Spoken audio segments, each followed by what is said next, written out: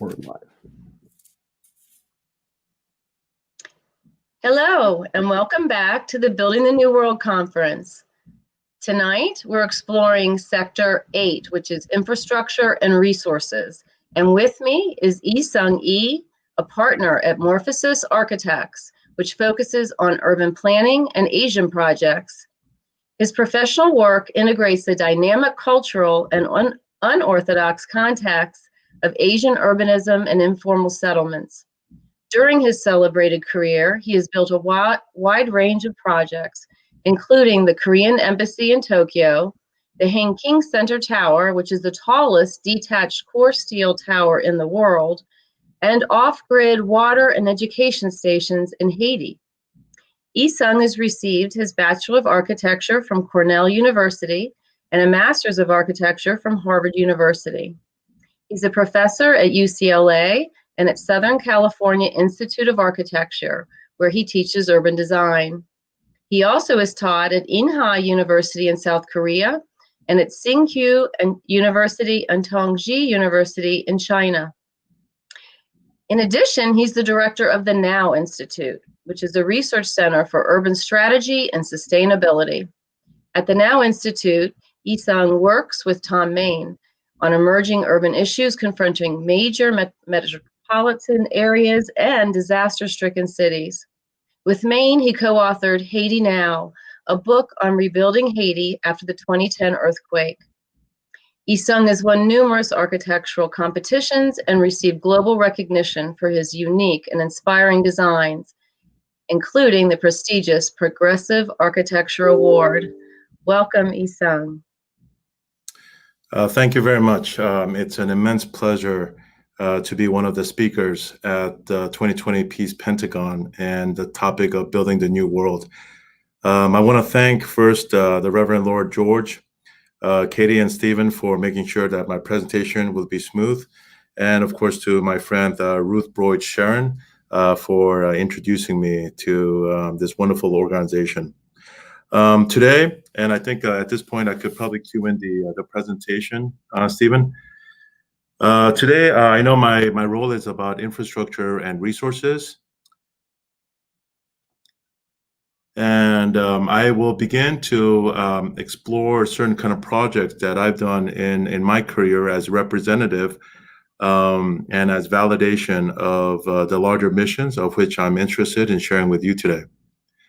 There's some certain ideas that I'd like to begin by just sharing with you, and I call this first from the trees to the forest. In my profession in the past 20 years, there's been an immense focus on looking at specific buildings, from houses to office buildings, and how to make them sustainable. And I think the science and the practice of doing that has now completely matured, and now we're seeing a shift to the cities, what I call the urban ecosystem. So here we're shifting sustainability from a singular building to the urban ecosystem. So I'll be tracking that today. And then another phrase is what I call the salad and not a melting pot, where I would like to talk about how we can all embrace and balance diversity and differentiation rather than a holistic compromise. And for me, the salad metaphor is about balancing taste and texture, if I were to be very kind of prosaic about it, but also we can also identify what each one of the ingredients are, even in that complicated mix. And in some ways, this is the metaphor I like to talk about when we move forward on cities. So today, my whole talk is going to be broadly defined by these 4 different chapters. The first one is sustainable architecture as the building blocks for sustainable urbanism. Number 2 is smart city. It's a topic that I think we've heard a lot about, but what really is a smart city? And then the last 2 is something that is very dear to me, which are these projects of implementation, urban agriculture and cultural sustainability. I think for me, I like to basically begin by realigning what sustainability means, especially for me. I know that when we talk about sustainability, and there's this whole thing about greenwashing, about carbon neutral, about the greenhouse effect. A lot of that has to do with with issues on the left side of this little list, which is about utilities and infrastructure. So there's this issue about energy. Of course, we're talking about carbon energy and embedded carbon issues, water, waste, transportation, and information and communication technology. That part is what I call a desire for technology to be kind of ubiquitous and egalitarian for all mankind, right? We should have the best of all those five categories, so that a common rising tide literally lifts all ships and boats, as a cliche goes. But I like to also talk about sustainability on the other side, which is what I just broadly define as culture. And under culture are these broad definitions about lifestyle, and individual lifestyle. How does John in a certain neighborhood use his water versus Jane in another neighborhood use water in her apartment? Personal lifestyles, the notion of food, that also is connected to cultural parameters. Heritage, one's history, the actual region, and then history. And the cultural side is what I call a desire, I think, by every human being to differentiate themselves. And I feel that that's actually in a healthy way. So I think the balance of these two is what defines sustainability. And so if I were to start with the first one is about sustainable architecture as a building block, I'm just going to go through some certain kind of project that we have. So the first one is actually the office that I work in. And I'm sharing this with you because this is literally the largest net zero building in Los Angeles. The amount of energy we produce on site is the amount of energy we use, and we don't draw any extra energy from the city's grid. And the sad thing is, this is at 14,000 square feet. It's the largest building, which is actually a poor testament to Los Angeles. But our entire exterior is devoted to prototyping different sustainable skins in terms of, like, if you think about the different type of clothing you wear for summer and for winter, imagine the same type of performance for buildings. As well as for the inside, we try to focus on basically smart daylighting. So basically what we practice, what we preach is what we practice. And we have a large canopy that actually supplies a lot of electricity to our building, so that at the end of the day, we're generating about 73,000 kilowatt hours per year, which of course gives us a net of zero in our electrical bill. So this is where a drop in the bucket, literally in the form of a small building. If I imagine an entire city built up of my buildings, we can actually now start to imagine the ability for a grassroots effort in terms of building infrastructure to actually make a whole city sustainable. On the other side is basically a project that we did for San Francisco for the federal building there on behalf of the United States government's GSA. And this building was done before the program was actually launched in 2003. This was conceived of in 1999. And the whole idea was how to make the United States government and its GSA program as leaders in terms of sustainability and the larger ethos of making basically a climate-focused piece of architecture that will, as leaders of basically the government, will impact a larger positive view toward the city. So this building is now in communication with the weather satellite to always allow itself to breathe and regulate its temperature from inhaling and exhaling air, if you will, depending on the temperature on the outside to regulate its own internal temperature.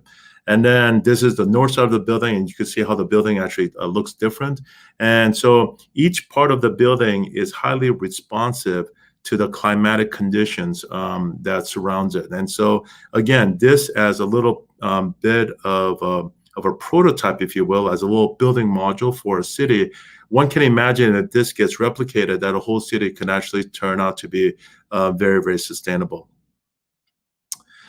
And so the third building I like to kind of show you as a new typology is this idea that we believe that the future is where nature and architecture actually blend and they actually become synergistic. So you don't know where nature stops and where building begins. And so this entire blending is where we want to take lessons from natural processing, from basically landscape and the way that trees actually regulate heat and regulate air quality, and actually integrate that into a building. So this is a massive campus in China for the largest kind of pharmaceuticals company, and they wanted it to be exemplary of basically their own ethos. So this is the plan, and you can see kind of like the snake. And so here you can see basically how the building is blending in right now with these natural berms, and these natural berms actually are roofs of actually rooms that are underneath those surfaces. And here we have now this lake, which is also conducive to regulating the temperature and the energy cycle for basically the mechanical systems. And the wonderful thing about integrating nature, of course, is that nature, of course, is living. And you actually now have this capacity for this entire ensemble to change seasonally. So on the left-hand side in the low picture, you see it when it's off season. And now you hear on the main picture, you have, of course, the flowers blooming in spring. And then the whole nature of the entire campus changes magically. And at the end of the day, the quality of the spaces is eternally dynamic. And I think this is one of those wonderful traits that we would like to kind of keep on pursuing as we do more of these larger campuses. So here we have now this the main executive building that is now cantilevered over the water.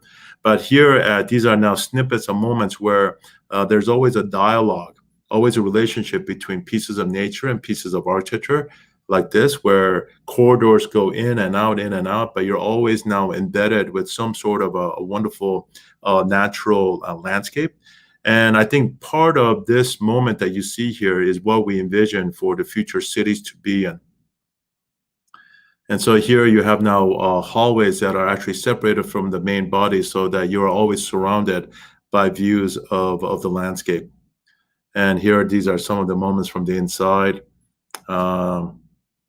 And of course, here now we actually have, because of the amount of natural landscape that we've been able to put in, there are pieces of the building that can actually go over some of these infrastructure, so that these things called roads and streets are continuously being redefined and reduced in light of basically where building now becomes both infrastructure as well as nature. So then if we go into basically the second chapter, I wanted to just basically visit on what the notion of a smart city would be.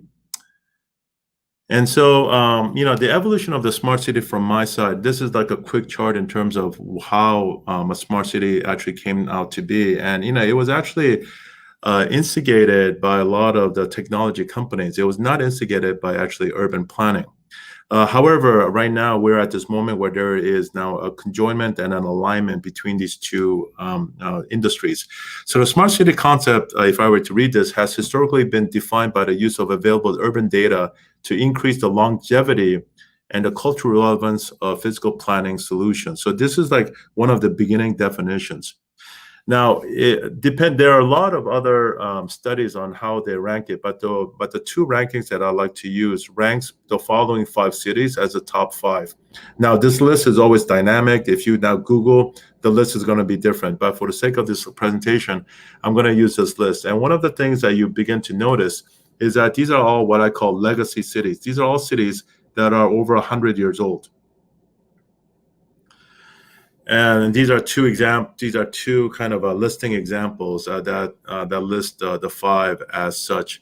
And you can also understand that if you look at the criteria, depending on which group, the definition of what it means to actually be smart is very dynamic. And there's a lot on sustainability, living standards, mobility, and governance. But in terms of how they prioritize it, it is continuously differentiated. But if I were to just go through this, of course, we all know Barcelona and Singapore, of course, London, Amsterdam, and Copenhagen. All these images I showed you are these really, really beautiful traditional cities.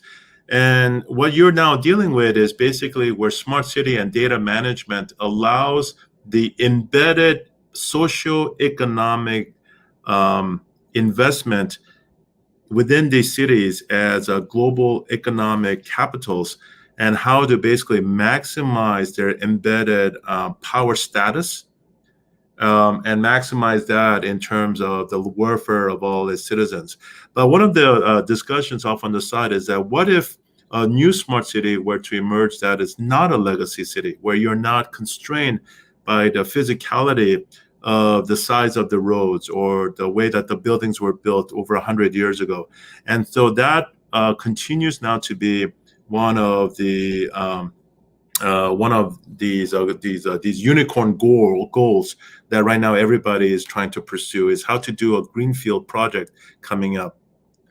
But before that, we would like to basically study the successful smart cities. And basically, we understand that a lot of these cities, they operationalize data across all physical infrastructure categories. So by doing that, it's basically how do you maximize the efficacy of these systems moving forward.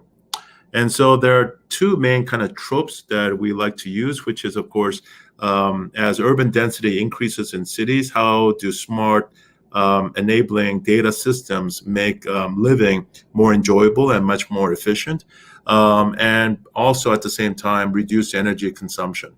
So if you were to quickly scan these categories, a lot of these equipment or tool kits, if you will, are all feeding into the larger data management system. So we go from basically new architecture to traffic management, to shared rides, to public space monitoring, security. So there's a lot that has to do with living, transportation, security, water, and waste management. And so all those categories then are subdivided or are divided into mobility, policy, environment, private life, which is what I used to call lifestyle, and then the public life, which is about the public realm.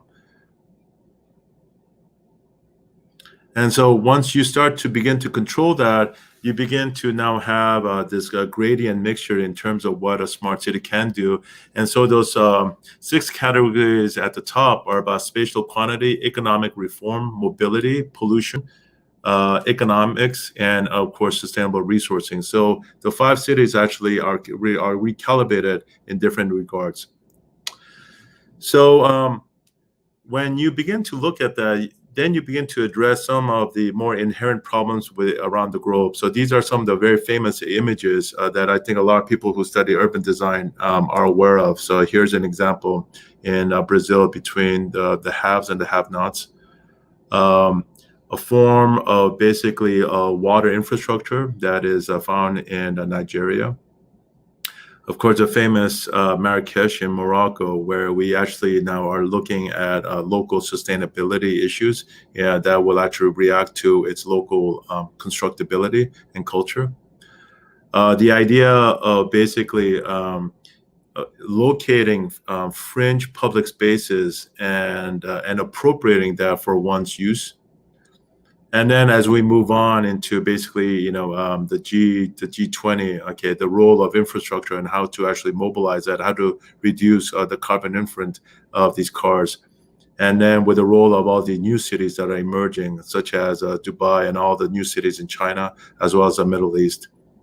So, I want to share basically 2 images with you that for me represents the careful, cautious role of technology.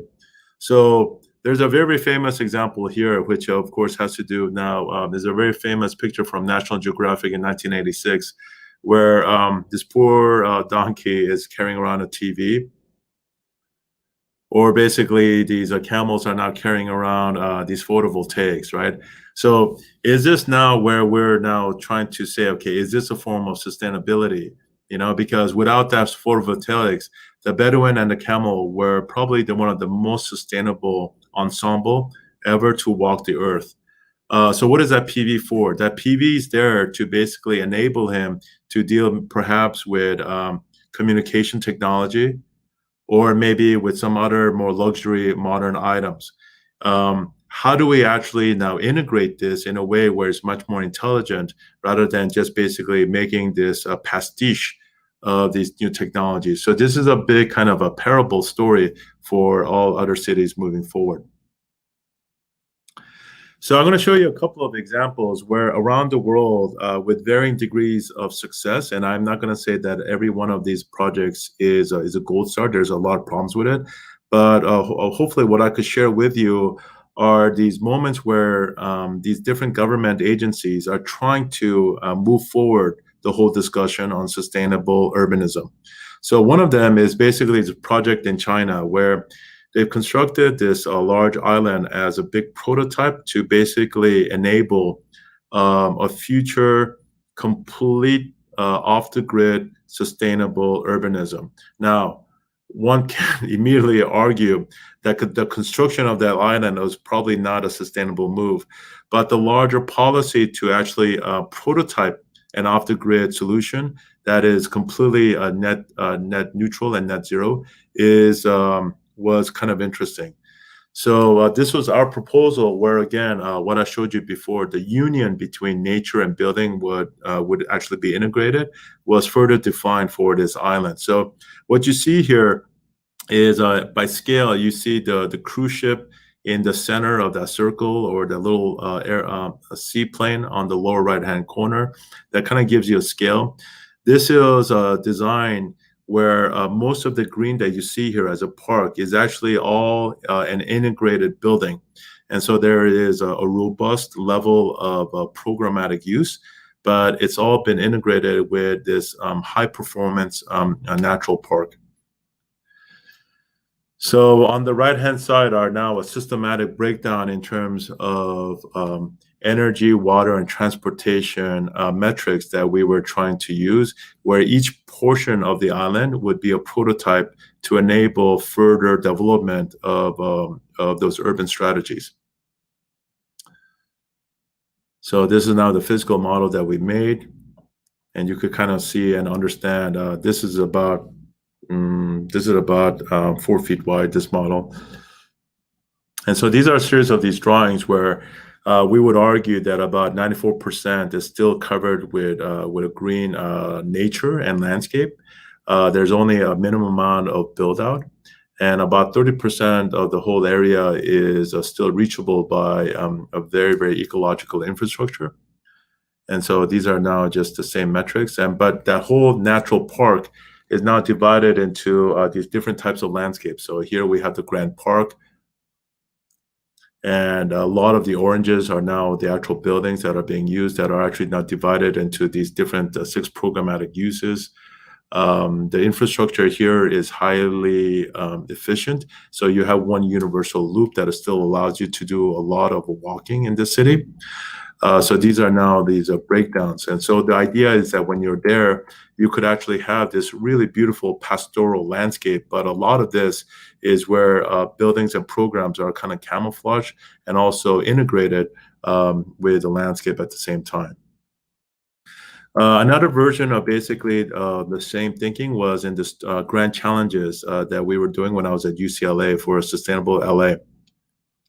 So the Grand Challenges, as some of you might know, is a part of a larger program that was launched under President Obama that had to do with identifying all the larger problems that was facing humanity and mankind, and assigning certain research universities one to 3 of these grand challenges. So UCLA was given depression as a mental issue, as well as urban sustainability. So we were part of the urban sustainability team. And so this was their big website. The idea was that how to basically make LA sustainable by 2050 through water and energy means, which was fine in onto itself, but we had to now kind of engage what it would mean as an implementation project. So LA was still the smallest city as of 2015. And so that shape that you see here is actually the county of LA. And so what we were promoting was an idea that what if we, by 2050, only treated and densified 1% of the entire county. And this was fully aware that 1.5 million people were about to migrate to LA by 2050. And so this means that we would actually leave 99% of the county intact. And so we'll densify 1% to retain the 99% that would actually feed into the mythology of coming out to California with the backyard swimming pool and its suburban lifestyle. And so we were advocating, okay, if we densified that 1%, it's going to be now this high density corridor. Can we actually use the high density as a net positive urban typology and urban strategy? And so what we began to understand was we identified this one major boulevard called the Wilshire Boulevard. And so it stretches from the left-hand side all the way out to the beach called Santa Monica, and then all the way to your right-hand side, which is downtown LA. And this is about 15 miles. And so there were many different ways on how we would actually program the one subway called the Purple Line that right now is almost finished. That would actually stitch this corridor. And we identified now basically 5 main stops that would actually act as like different organs of a body. So if you imagine this linear density diagram as a living organism, like a snake, and you treat each one of those 5 stops as a different organ. Maybe one is the lung, the other one is basically the stomach, the other one's the brain. But you see this as an ecosystem where they would actually trade off different valuation in terms of energy, water, and waste. It became now a larger exercise in how to balance the larger demands of the 5 different city centers. So these are the 5 centers. And here on this chart, we're looking at the different metrics of water, energy, and available green space. So without getting too much into it, the idea was that how do you basically trade off different synergistic performance demands so that the whole 15 miles can actually be in balance. So here we have the same metrics. And then in each one of those 5 stops, we would actually now design a whole new urban design kind of development that would also absorb X amount of the 1.5 million people that are coming in, but also center them in a way where it could actually be strategically specific. So out here in Santa Monica, now by the beach, it would actually be part of the power generation when we're actually now putting in these huge windmills to collect the breeze. So now you see these big pylons on Santa Monica. So that would actually be the energy generator. As we move in the middle of that line is basically this huge, large urban park, which we actually see as one large sponge city. And this will be basically where one can actually manage and create a large kind of urban aquifer to manage all the stormwater drains that right now we've always been unable to control. And then in this other city where the city is really, really quite dense, we've been able to now populate the entire rooftop with enough basically food production so that food production can actually feed everybody on the Wilshire corridor. So these are a couple of these diagrams that we were showing in terms of before and after, in terms of these density models. This is actually a model of what not to do. This is where we would actually do it and say, okay, this is a cautionary tale of where we do not want the densification to go. So there were a lot of these visual studies that would actually enable us to discuss this in further detail. So at the end of the day, we were able to balance basically the open space and the stormwater and make it into kind of one cohesive organism. Moving forward, there's also these other projects that we did in New York. So on this one, we won basically the competition to do the New York Athletic Olympic housing. Should New York have won it instead of London, we would have been doing the athletic housing here. And so this is out in Bronx. And rather than basically putting in housing, we did a larger study of the surrounding neighborhood and began to realize that there is no provisions for basically a park or any other amenities for all the children in the area. And so what we began was that by going outside the boundaries of the project, we identified a really clear goal and a benefit for the city and for the citizens. And so what we ended up designing for the Olympics was something that would actually be useful for the community on the long term. And by doing that, we were able to win the competition. And the reason I'm showing you this is because for us, sustainability is not about just renewable energies and how to conserve water. It really has to do with basically cultural legacy in terms of how to stabilize and how to stabilize and invest in a generational cultural building, for communities. Another example of that, very, very in the same part of New York, is basically the Cornell Tech Center. And so the Cornell Tech Center is actually this area in yellow. And the idea was that this would actually be a prototype on how to make a net neutral, sustainable campus that would actually be now the prototype for all future campuses to be built in around basically Manhattan and of course in the East Coast. And part of the partners was, of course, Technion out of Israel, and together we were able to locate Roosevelt Island as a small micro definition of how the whole island of Manhattan can function as one kind of smart city ecosystem. But if we are to kind of compress that, how can we actually prototype that in the Cornell Tech campus? And so you could see it actually on the left-hand side. And if I were to just kind of zoom in closer, right now there's only 3 buildings. There's going to be about 6 buildings in total.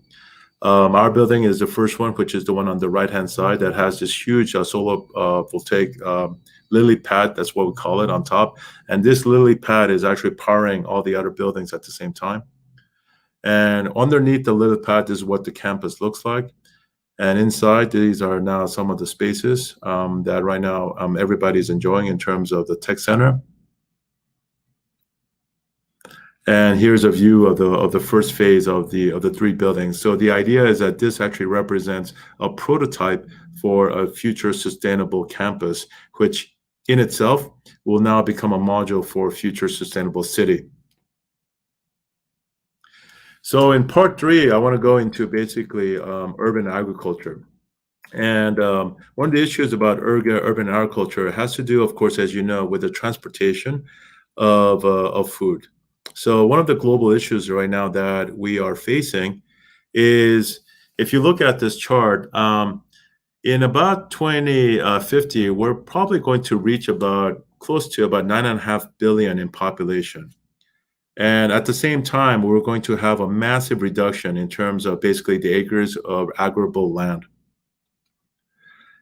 And by 2050, we're expected to have about 80% of us live in cities. Right now, as you know, we passed the 50% mark about 5 to 10 years ago. And right now, we're around like 55 to 60%. And so we're seeing a majority of humanity live in cities. Of course, with COVID, we don't know if that's actually going to be the case anymore. But right now, if I'm going to show you these maps that is now global, then I'm going to phase into the United States and to my city of LA. Here we have a massive amount of money and revenues that were devoted to basically shipping food. So we were importing about $112 billion of food and exporting about $150 billion of food away from the United States. And so, as maybe some of you know, about more than 2/3 of the price that we pay for food is on the distribution and transportation cost, and that's at the global level. Both in terms of the waste, it's due to basically the abuse that are attributed to distribution at both the global and the national level. And we know that about $500 billion worth of fossil fuel is always being invested in the transportation of food at the same time. And of course, with that comes a staggering amount of tonnage of CO2 emissions that right now is highly problematic. More than anything, right now, we also realize that traditional architecture consumes about 70% of the fresh water that we use in the world. So, um, agriculture is an incredible intensive industry in terms of using a lot of our natural resources. So if we were to zoom in to just the continental United States, of course, we all realize basically the huge transportation of food from California to the rest of the United States. Not to mention basically soy, corn, and wheat from the plains of the United States to all the other states at the same time. And then if I were to zoom in further into my city of LA, we even within LA, we have a lot of these distribution issues coming from outside the city, inside the city. And so so those were the larger global issues. The local issues has to do now with demographics for me. So a lot of the food equity that I deal with right now in my projects has to do with basically food equity that's actually affecting about 20% of the adults and the students that are overweight in LA County. That we have, of course, a very kind of unfortunate situation where basically socioeconomic and demographic profiles actually lend itself to different presence and access to supermarkets. So, in basically in white neighborhoods, we have 3 times more supermarkets than in neighborhoods of colored groups. So, do we have a food desert? Now, one might argue that if we have fast food, there's no food desert. But of course, for food desert, we're talking about quality food and real food. So this is basically the official defined food desert for the city of LA, which is about 3 times the actual footprint of the actual city. So we have an obesity problem with all the adults, about 20% that has to do with basically access to healthy food, and then of course the same thing with children.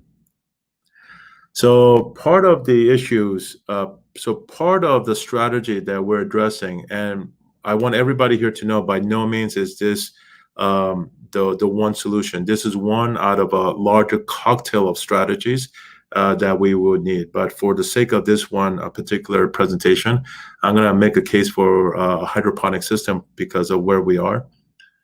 So with hydroponics, there's basically the idea of less spoilage. There's a site adaptability. There's a lot less energy. For us in LA, where we have a drought, 90% less water is used and less pesticide. The uptick is that we need energy, but here in LA, we actually, for the water we have an abundance of basically solar power. So we feel that there is actually an equitable balance. And then in Japan, right now, a lot of the urban farming has been instigated as part of their policy, because as we know, there's only about 20% of the land in Japan is actually suitable for agriculture. So they actually have gone significantly into urban farming. So a lot of the examples that we have here as part of proof of that, of course, is Aerofarms, which is, of course, the world's largest vertical farm. So this is located out in New Jersey to service basically the East Coast. And we feel that versions of this is worth the examination moving forward in terms of sustainability within the cities. So if we look at back into Los Angeles, and I'm beginning to now identify basically different regions. And by the way, LA is actually shaped like this drumstick.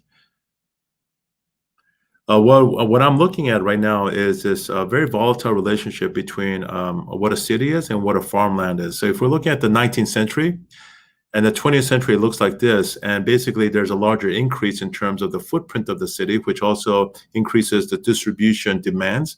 Then I am advocating for an omelet fold over that allows basically farmland to be now reintegrated into basically urbanism. And in this one kind of a very famous cartoon, the idea is that, okay, maybe we could now start to get bits of suburbia into this urban density and actually now make it vertical. But, I want to just kind of remind everybody that, there was a legacy during World War I and World War II where we had these victory gardens where everybody who had a yard was asked to basically grow their vegetables to supply the soldiers and to supply the soldiers as well as the community. And these are some of the advertisements at that moment, including, of course, a lot of advertisements using pop characters. But the idea that somehow this was available and potential would actually lay down the DNA seed for what a 21st version could be. And so these are all kind of examples from New York and Chicago. And now, of course, here we have now the modern equivalent where we now have like these soil beds that are now located in these prime urban developments, taking over, of course, all available rooftops that you see here. These are examples from basically Australia and Hong Kong and Singapore. And of course, what I showed you in Japan. And so if I were to bring all that collective strategy into my backyard here in LA, I want to share with you basically these the series of these two maps. Everything you see in blue means it's actually public land. It actually belongs to the government, to different departments of the government, to either the city or the state. But basically, in essence, these are state-owned lands and parcels that allows them for a different type of use and governance than all the other private sector lands and parcels. So this is downtown LA. There's a lot of these blue marks that you see that represents basically government buildings.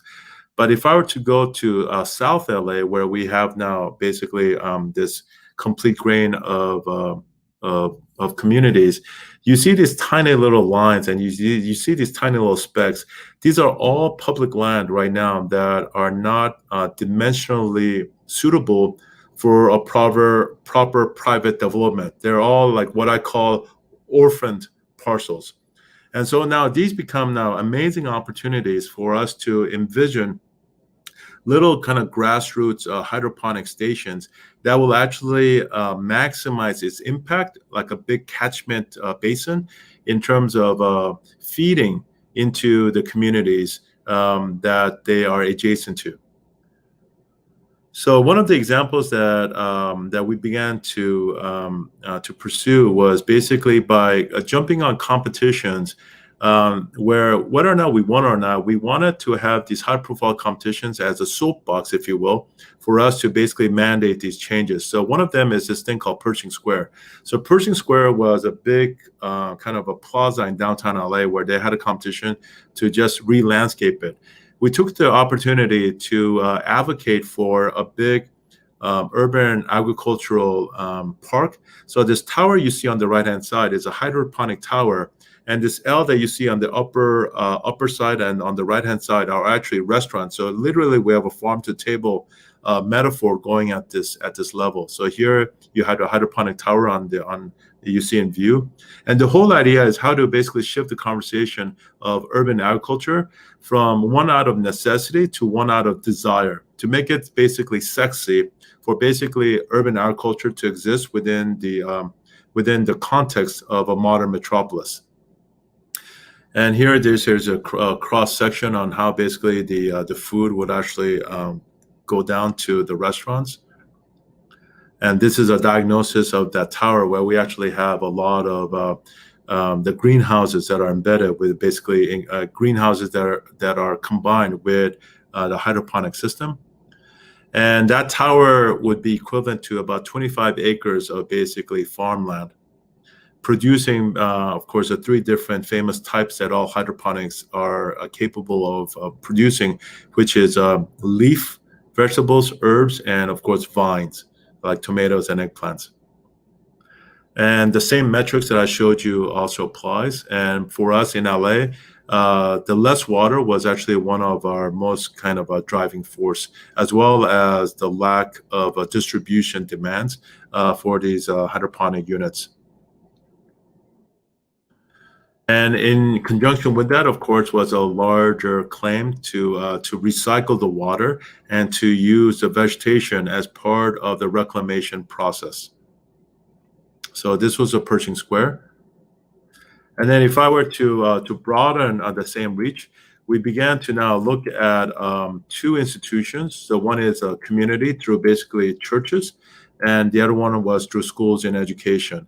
So we began to look at we began to work with a few churches to re-examine their community outreach mission. So there was a very comfortable shift toward discussions of basically addressing food equity issues and food deserts from the church, that this would actually be their primary platform for their outreach mission. So we began to kind of work with them in terms of understanding the larger community catch basin of how they could actually now reinvigorate their role in communities. And then the other is, of course, locating these hydroponic urban farming inside elementary schools so that we could actually start to re-educate children on what it means to actually grow something, to actually curate something, so that they're no longer defined by the instant gratification of smartphones and smart technology, but they could actually understand that certain things take time and that they have to kind of care for it. So there's a sense of responsibility. Also, there's a sense of how to change the taste bud of children so that they're not easily just given to, let's say, like ketchup or other kind of fast foods, right? So that we could actually embed them with good behavior and good values from an early age. So what you see here as a diagram, where basically the capacity for schools as well as community centers to kind of conjoin along this one stretch of this boulevard in downtown LA, that we can actually start to plant these agricultural centers. So these are maps. This was one unit that we looked at. So part of that has to do with how do we decentralize these urban farming. So one idea was to kind of make it into these decentralized pods. And so these would be about a cube of 6 foot by 6 foot by 6 foot, where we could actually, so this is a prototype that we made, where these would actually now be so small, they could actually be located in all sorts of different and very strange leftover sites that the city would actually have available. And the idea was that each one of these would be equivalent to at least 1,500 square foot of backyard agriculture. So this was actually one of the units that we will be looking at, called the farm box. And so here you see some of the early examples coming out. So at a larger global level, the same issue came when we were consulting for Doha in Qatar, where they were saying, okay, we wanted to actually make this new urban development for our new airport. And we took this opportunity, like the way that we did for Perching Square, and saying, may we advise you that instead of basically shipping in fruits and food by plane, that you actually grow your own food to actually reduce the carbon imprint in your own ecosystem. And so we began to basically talk about it, where we began to argue that they should actually have this new airport city be a huge kind of a food factory, if you will, that should actually replace all these airplanes flying in. And so these are a series of these diagrams. And the idea is that we were proposing a mechanism where they could actually produce 40,000 tons of vegetables over 235 hectares. So these were the larger metrics to feed about 250,000 people without flying the food in. And then these were some of the images. So you see basically that huge kind of greenfield that would actually be part of their productive neighborhood. And you see the airport on the right-hand side. And so this is the greenhouses that you see up close, and it'll be part of this larger ecosystem for a sustainable urbanism. And a part and parcel of that, of course, is connected with that would be basically an entire ecosystem of residents that would actually live off their local food produce, and basically produce a larger inhabited residential neighborhood that is highly local and locally sustainable. So the last part I wanted to basically leave you with is what I call culture and regional sustainability. And it has to do with locating the desires of specific citizens and their desires that are located within their own regional and their heritages. So whether or not the scientists and the engineers come in and they tell you and they give you all these numbers and these graphs, at the end of the day, sometimes those numbers actually mean nothing. If somebody has a very, very strong cultural or heritage affinity with how they're going to live and where they're going to live. So in New Orleans, when Katrina hit, and we all know basically the story of Katrina, we were asked by basically the architects in New Orleans to come in and to play this large advisory role on promoting different urban strategies. So of course, this is the infamous picture of the lower Ninth Ward after Katrina hit. And at first, we basically advised that everybody should retreat from the lower Ninth Ward because we knew that every 2.5 years, the hurricane was going to come in and slam them over and over again like clockwork. So we told them to basically retreat to basically where the French Quarter was. But a lot of people resisted, and understandably so, because this is where they grew up. And so this whole area where you see surrounded with a yellow line is where the lower Ninth Ward was covered in water. And no one wanted to move from there. So we agreed, and what we proposed was a house that would be built like Noah's Ark. So in essence, it was a floating house. So we said, okay, what if we gave you this chassis on top of which you could put any type of houses you want? It could be any one of the local shotgun houses that you see in New Orleans. But it would float in case there was a next flooding or the next hurricane.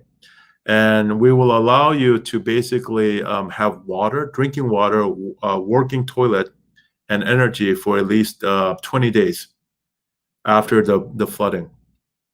And so what we ended up building was we built this chassis that would take care of basically all the utilities. And we built it in Los Angeles at UCLA, and then we shipped it over to New Orleans. And we shipped it over and built the house. So this house you see here is actually a miniature Noah's Ark that it will float like a boat. You see the way that the roof has been folded. It's folded that way, so it's like a funnel where it will collect all the rainwater because, of course, during the hurricane, you're going to have a lot of rain. And that there will be enough mechanism to actually have you continuing energy, as well as potable water because there's a filtration system in there, as well as the use of basically your toilet. So this was how we would use technology to react to a regional and cultural purpose. So moving forward, while we were working for basically Michelle Obama as part of the Presidential Committee on Arts and Humanities, we did this project called Culture Now, where here Tom Main is being sworn in by Joe Biden here. And the Culture Now project was to look at all these cities in the United States where economically it was actually going down in terms of its presence because a lot of the manufacturing has gone overseas to China. So one of the areas that we were looking at was actually the city of Tucson. And what's interesting is that 7 out of 10 of the largest U.S. cities are actually in the Southwest United States. And the future growth enabled basically what's in the Southwest to actually be now an energy producer for the country. So when we looked at Tucson, it was kind of incredible that in a very, very optimistic metric, 2% of the Southwest land area in terms of basically the heat gain in terms of the solar energy, the solar radiation it was getting could actually power 100% of the U.S. power demand. Now, this is highly, highly aggressive. So even if we are to cut this by quarter, let's say 2% was able to respond to 25% of the U.S. power demand, that is still a significant metric. And part of that purpose is because, except for 1 week, we have continuous sun coverage in Tucson. And so part of what we do is that we like to basically locate what one of these CSPs, concentrated solar plants, or the solar arrays would actually look like within a city. This by no means represents what the design is. It only has to do, it's only a study on basically the footprint. Is it too intrusive? Is it too many? Is it actually compliant? And by looking at that, we began to now understand Tucson looking forward as a potential generator of electricity and as an energy exporter to actually incentivize its economic profile. So the last piece that I would like to kind of leave this talk with is with Haiti. We've been working down in Haiti since 2012, 2 years after the 2010 earthquake.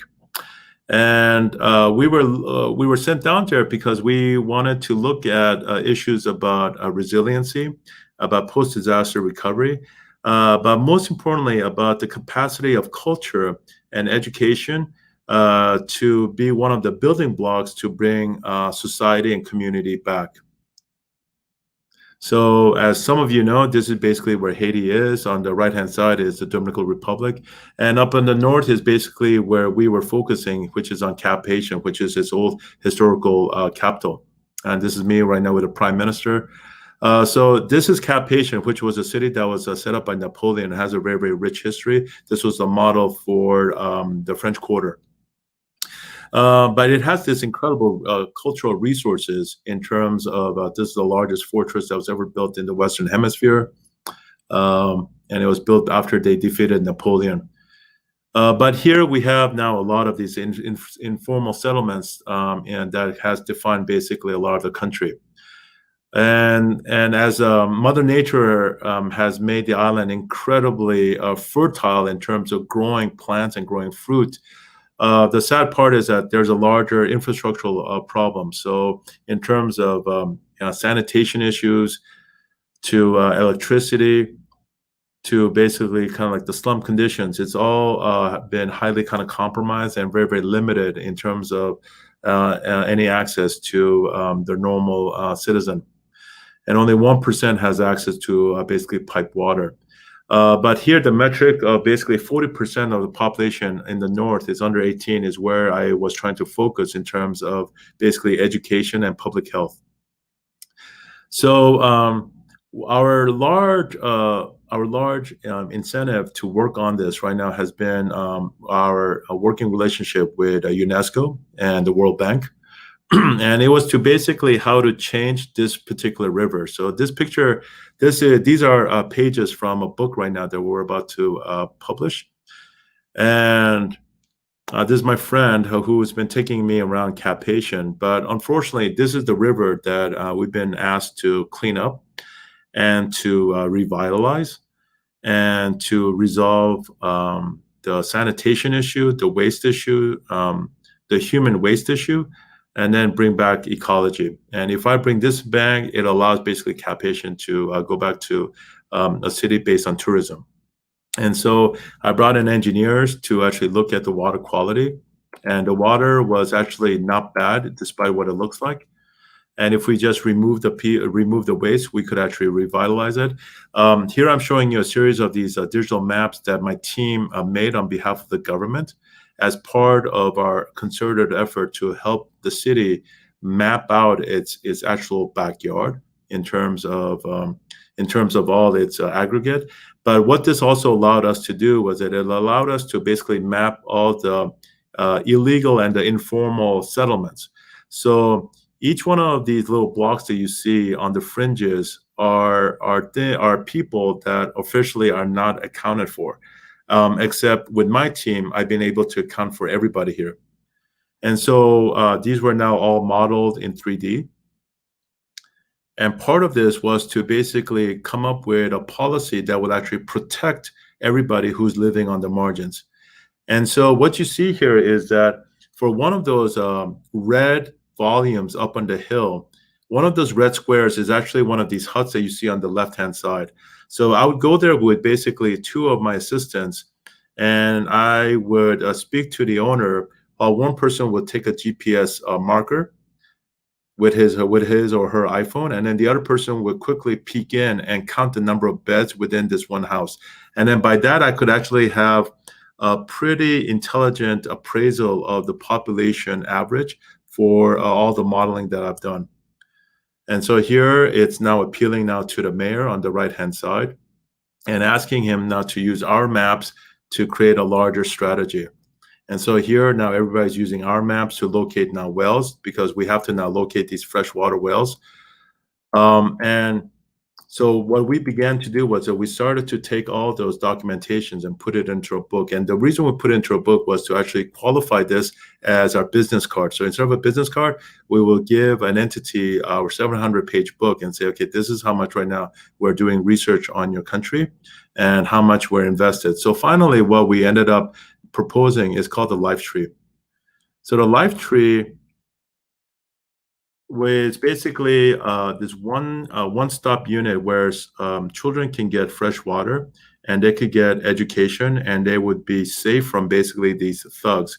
So the first place where we were asked to put these was in this area called Martisan that you see in the red in the square. And in this whole kind of red area, there are about three gangs that have been battling each other violently. But in that little Parc de Martissant is an oasis governed by basically former Prime Minister, Madame Pierre-Louis, the lady I just showed you. And this is an oasis where children just can enter and be safe. And there's a children's library, there's a gardening center, and there's all these other educational facilities for children. So within there, we've been asked to basically erect what we call the life tree. So this is the life tree. The life tree is a 30-foot tall water tank system that allows basically water to be filtered. So it's potable, so people can drink it, and it's actually a resource for the community. But because it's tall, we ended up wrapping it in a skin that allows now for it to be used as a nighttime entertainment, as educational facilities. The reason why it was really important for me to get children here together is because they have no electricity at home, and because it's very, very hot, they tend to kind of stay outside and they cannot do any homework inside. And when they're outside, all the gang members actually accost them. So that became highly problematic. So this was a place of refuge and safety for the children in the neighborhood. And so this is where everybody can get together. They can either learn or they could be entertained, but ultimately they'll be safe. So this is in construction. And so this was now a prototype a few years ago. And right now we are now just testing it because it takes a while to get these things tested down in Haiti. So finally here as an aerial image, the idea was that we could actually now have these two. And so you see those two blue lights. So these are now those 30-foot tall screens, and they're acting like urban lighthouses. Right? And like a lighthouse is signaling where you are, and it's a signal for safety. And so the whole idea is that we will populate this and actually populate it all across Haiti as such, and that you could see now all these blue lighthouses being lit up. And this is where the children can actually identify and go for safety. So this is a form of ground up cultural sustainability. So thank you very much. So here concludes that. Thank you so much, Eui-Sung. That is a really wonderful presentation and inspiring. And you obviously are at the forefront of building the new world in your sector. So we are really pleased to have been able to see your presentation. So we're going to enter into a Q&A session now. And the first question is, I noticed that the United States is not on the list of the top smart cities. Why not? Are we failing to invest in architectural innovation? The answer is very complicated, but I think one of the things about urbanism that is what I call a dark comedy, if you will, is our preponderance on basically individual rights, or at a very extreme case in terms of like NIMBYism, actually limits large infrastructural projects, right? And so infrastructure projects could be everything from basically like a highway or like a park that you want to put in your neighborhood to basically a form of a data management. And so, because of our robust sense of democracy and our robust investment, and the will of the individual is equal to the will of the state, um, we are in a state where when we actually need certain kind of critical state or federal mandated infrastructural projects for the greater use, it's a lot slower to implement. And I think it's always been this double side of the coin when we're dealing with larger democratic ideals versus basically planning infrastructure, which somehow sometimes demands a majority rather than basically a complete unanimous cohesion. Hmm. All right, our next question is, do any U.S. or Canadian cities come close to being smart cities? Seems there would be at least one in New York or California. Actually, New York is actually in the top 10. New York is in the top 10. The smartest right now city is actually being promoted is in Toronto, with Vancouver coming up. As some of you might know, right now, Google's parent company, Alphabet, is now working with Sidewalk Labs to promote basically this edge of the Toronto waterfront as a prototype in terms of advancing smart city infrastructure within a public realm. And I think right now all eyes are on that project to see how they balance privacy with basically public performance in terms of data management and censoring devices. That might lead into, our next question. Can a smart city be hacked? How would that look, and how can that risk be mitigated? Smart city can absolutely be hacked like anything. Like my boss's Tesla, I think just got hacked. I think right now one of the answers is a controversial answer is to use a blockchain technology and a blockchain system to systematize a larger, ubiquitous, egalitarian, transparent a governance model. But I feel that as long as you have technology, I'm going to be a cynic here. I think it will always be hacked. I think you're going to probably notice in the work that I do, it's much more biased toward physical and ecological strategies rather than ICT strategies. Okay. Is the island concept a potential solution to rising ocean levels and relocating climate refugees to livable areas? No, I think that island concept I showed you was a highly problematic example. Like I said, it's highly problematic because I think the very idea of making an island is not sustainable. Even though their larger intention of making this off-grid prototype city was commendable. And I would argue that right now, all over the world, the magic metric is a lot of government centers are defining a small patch of 2 square kilometers. That's roughly 1.4 kilometer by 1.4 kilometer, roughly about, I guess, half a mile by half a mile square, as a best case in terms of balancing prototyping a little city for different technological companies to come in and like test their wares. Right? It could be an autonomous driving car. It could be basically a fuel cell generation technology.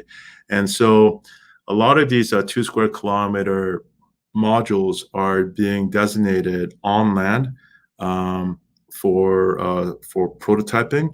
And in terms of basically the sea level rise right now, I just basically got off a meeting on that. And right now we're probably expecting to rise 1.2 meters in 50 years. And right now there's a huge shift toward moving critical asset infrastructure away from from where it's located, which is at the ground level, now to basically at a level 3 within the city.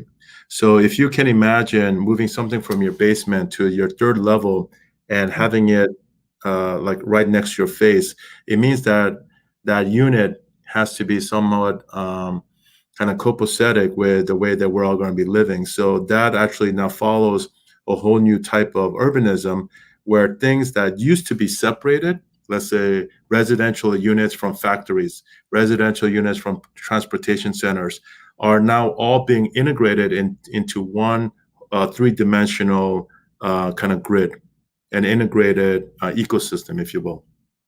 Sorry, that was a long answer to a simple question. Infrastructure seems connected to all the other sectors: culture, environment, economics, health, etc. How was the systems theory approach adopted in your profession? And do you think it's the key to your success that you are what we call full spectrum and not working within a silo? Infrastructure is simply the connective tissue. Infrastructure will not replace what I feel is the real critical metrics, which has to do with each individual or each individual family or community or tribe in terms of how they define who they are and how they want to live. Infrastructure is the larger ubiquitous system that should only allow everybody to maximize their own different way of living. So if you look at the smartphone, somehow in the beginning, the smartphone actually was biased for those who could afford it, but right now it is ubiquitous. It connects all of us, and I mean, it tries to connect with most of us. And in many ways, I think the best time when technology is really useful is when it allows everybody to pursue their own freedom and their own identity. Beautiful. Is food produced in urban and indoor farms just as nutritious? And what is the expected savings on distribution costs from these new farms?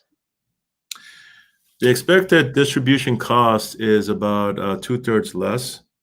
That's offset by basically a one-sixth more in terms of basically the setup. So in average, you're looking at about half the price. Now, in terms of the hydroponics I just showed you, it's only limited to leaves, herbs, and vines.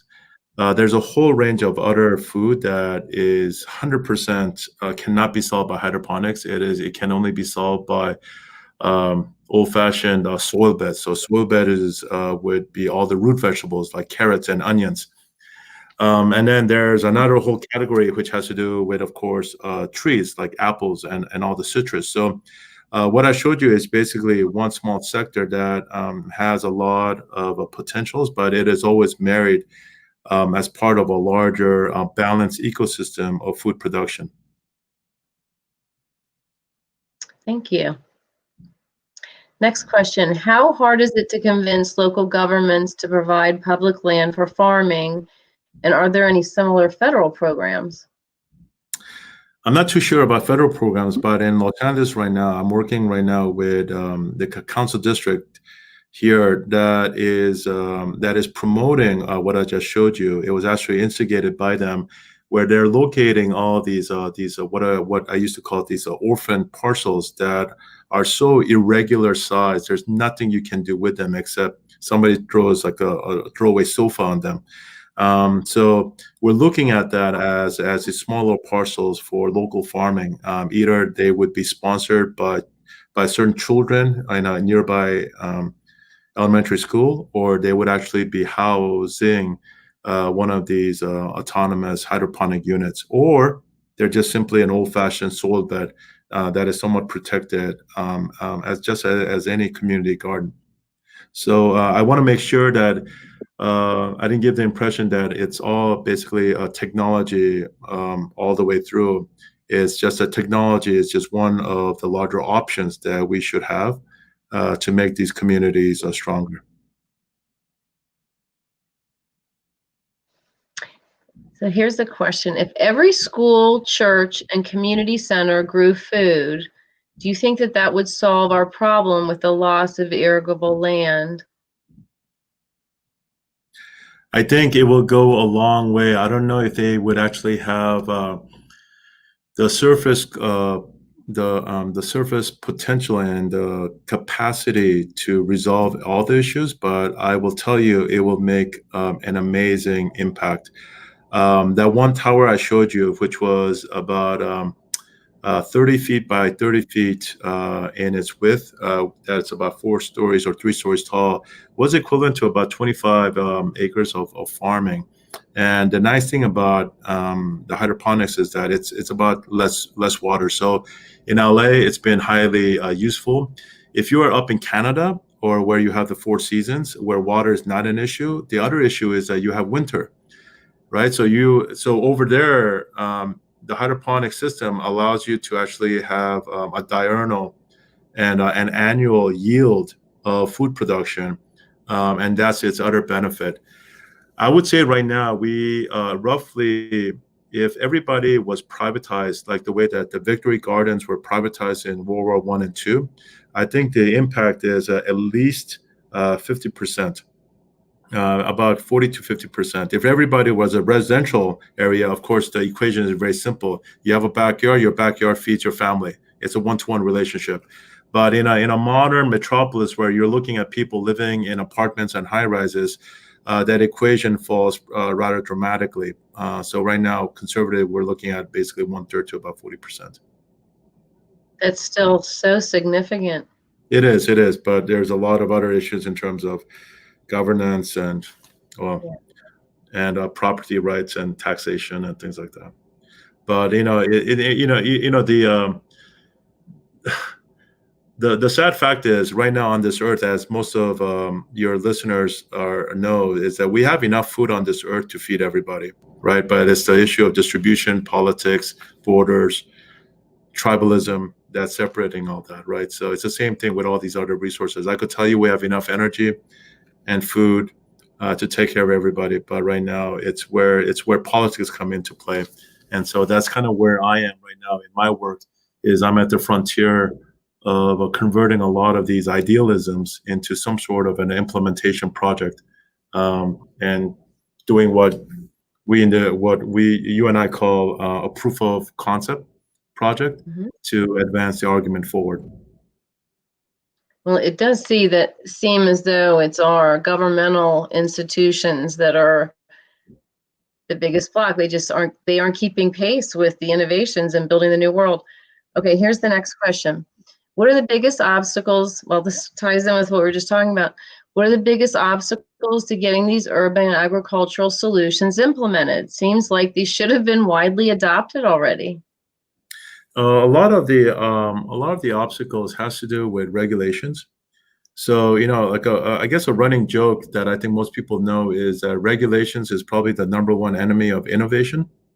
Because regulations are there obviously to protect the public health and to bring us a sense of fairness, right? To how all parties will engage whatever industry they're in, right?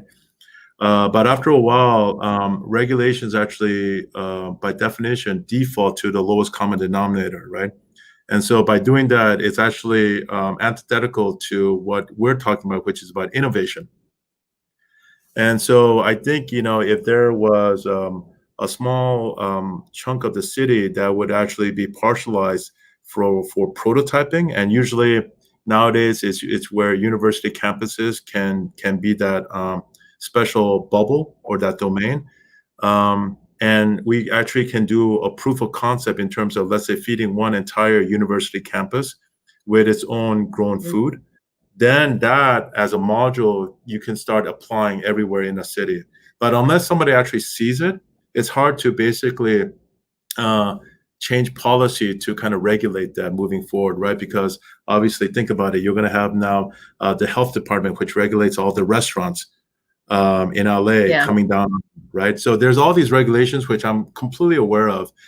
So I've always been advocating for this little 2 square kilometer plot of land that right now the Europeans are doing. Here in Los Angeles, the University campus, the UC system is actually 10 campuses. And so the head of the UC system was a former head of Homeland Security under Obama. And what she's been doing, what she's been trying to do, is make all the 10 campuses carbon neutral and sustainable, right? And it's a great exercise for it has not been very easy, very successful off the bat.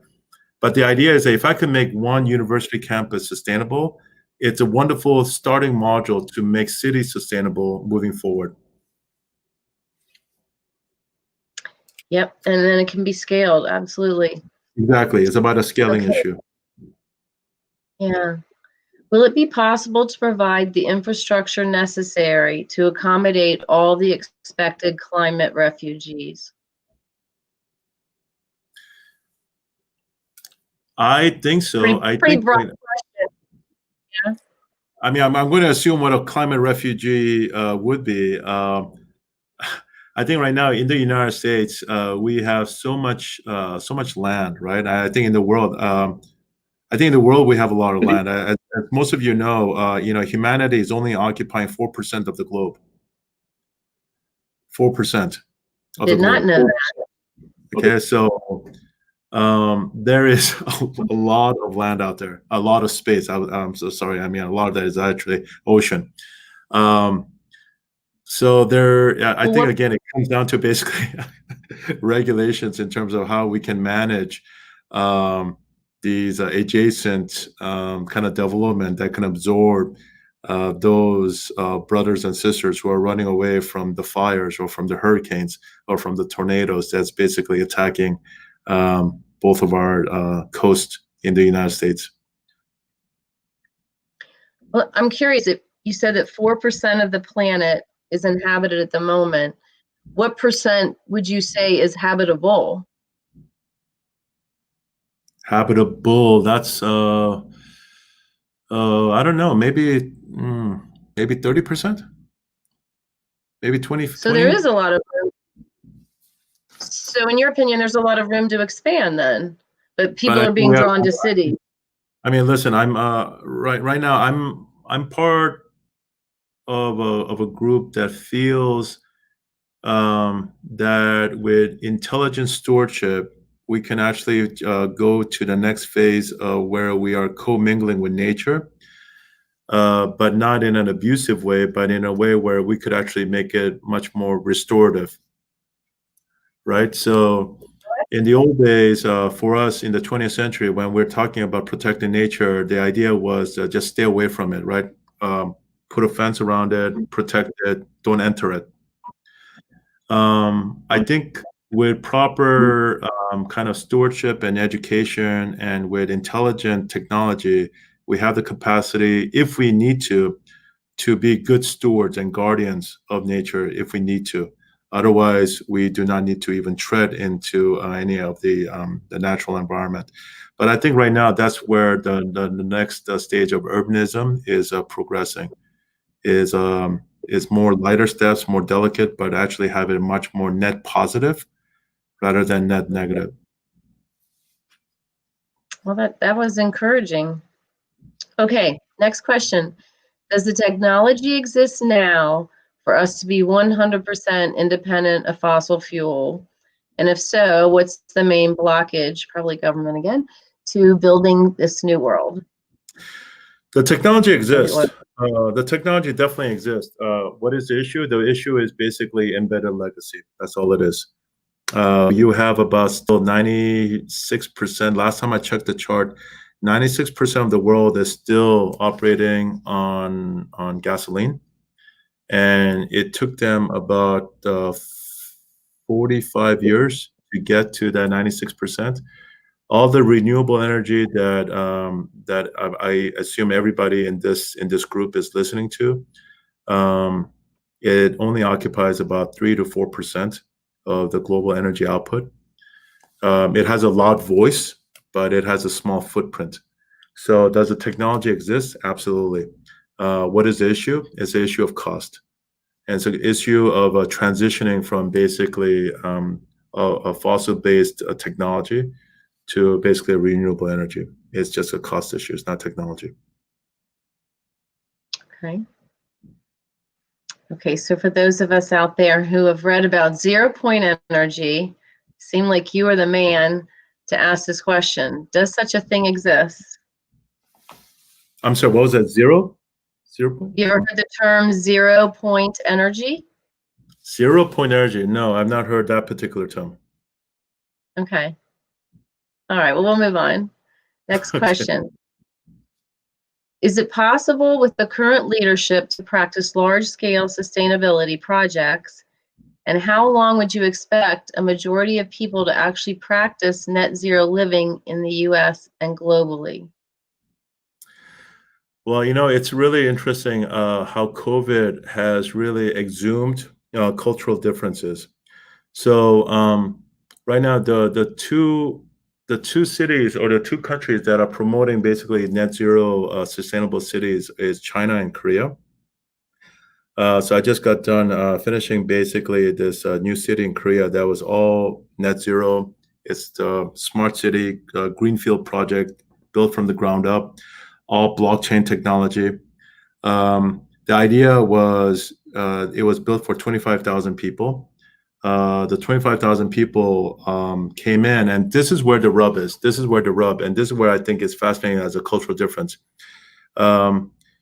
They signed up for it like one would sign up for a clinical trial of a drug. So the idea is that the 25,000 people signed up to live in this a new smart city, and they would sign basically a promise that they would act in a certain way, and they would actually allow their data to be shared in a way, all in the idea that this new smart city prototype would actually now be used as a test bed, as like a petri dish, if you will, by all the Korean tech companies, right? But in exchange, they got free housing. They got the best kind of education for their children.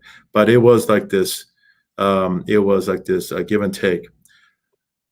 You try to promote that here in the United States, you're not going to get anybody that's going to surrender their identity in that regards. And if you look at COVID right now, what we're going through, there's a lot of Asia where they surrendered themselves to basically contact tracing, but not here in the United States. So for me, this has been fascinating as a cultural issue more than anything else.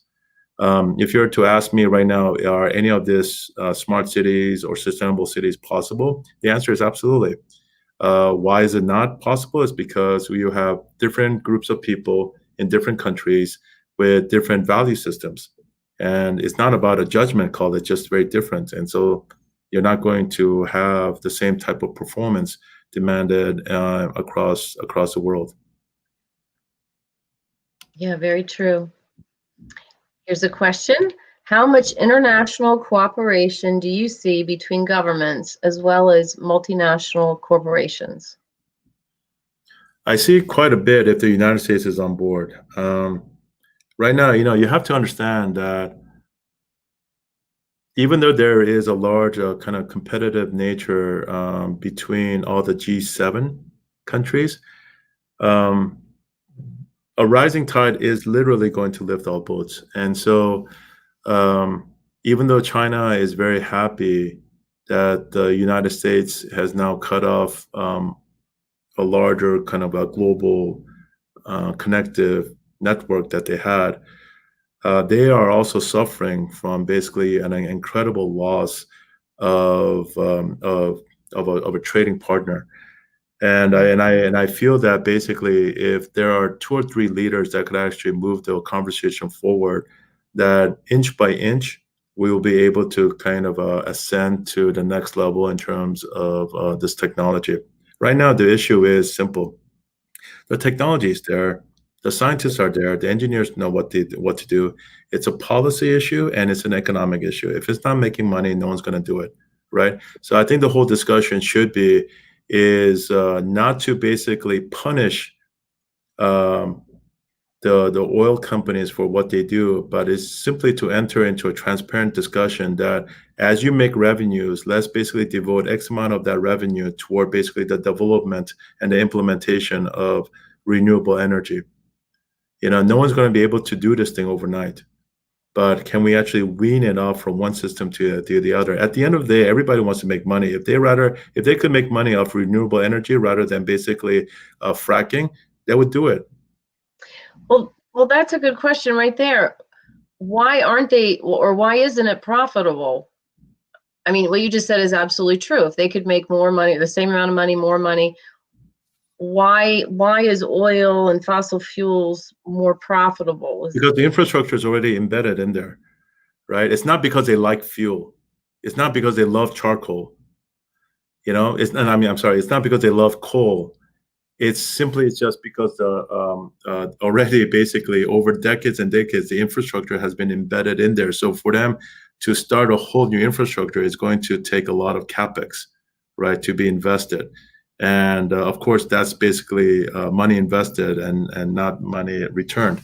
But if you look at basically the first generation of mobile technology, there was a generation where things were incredibly expensive. But we all know that with volume comes a larger egalitarian economy, and no one's willing to make that their break. So there's a lot of these, this need for the government to subsidize these private companies, but that regulation is so divergent in the United States versus much more progressive policies in Europe and also in Asia. But I'm just thinking, wouldn't one of the large oil companies, for example, want to get their foot in the door first, get a lead on the competition? I mean, why is there no breakthrough company that's just kind of in the Amazon business model, willing to take losses for a while to implement the new technologies on a global scale? Because they could still make money off oil. It's simple as that. Because for Mr. Johnson, CEO of Corporate X, he still can make his millions off oil, and he could retire, and he'll probably smile at his son or daughter and say, "Well, I'm going to give you a good education, and maybe you can be the next big engineer that's going to take care of the world." But Dad is going to still send you to school with oil money. That's right now the current decision. And it's not because he loves coal. It's just because that's basically where he could make a profit.